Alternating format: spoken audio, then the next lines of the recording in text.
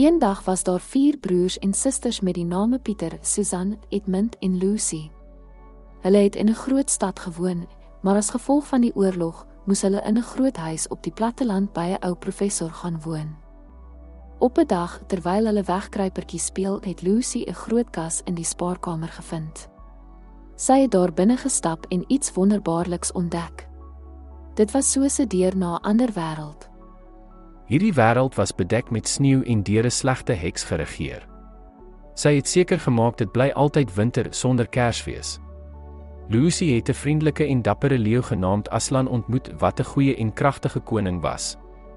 Aslan het gewag vir iemand om te kom en hom help om die heks te verslaan.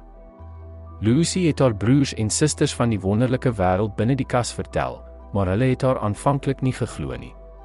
Uiteindelik het hulle almal deur die kas gegaan en hulle in die sneeuland genaamd Narnia bevind. In Narnia het hulle baie opwindende avonture beleef. Hulle het diere ontmoet wat kon praat en wat hulle op hul reis gehelp het. Hulle het ook die wit heks gekonfronteer wat probeer het om hulle te mislei en in standbeelde te verander. Edmund het onder die heks se betowering geval en sy broers en susters aan haar verraai.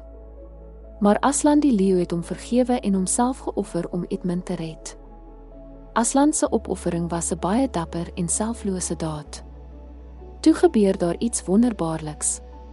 Aslan het weer tot lewe gekom en met behulp van die 4 broers en susters en ander wesens van Narnia het hulle die heks in 'n groot geveg verslaan.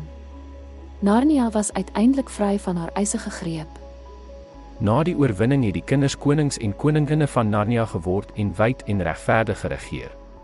Hulle het volwassenes in Narnia geword, maar toe hulle deur die kas terugkeer, het slegs 'n paar minute in die werklike wêreld verloop.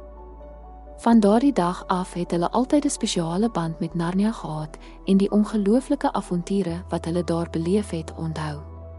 Dit was 'n betowerende verhaal van dapperheid, vriendskap en die krag van goed wat die kwaad oorwin.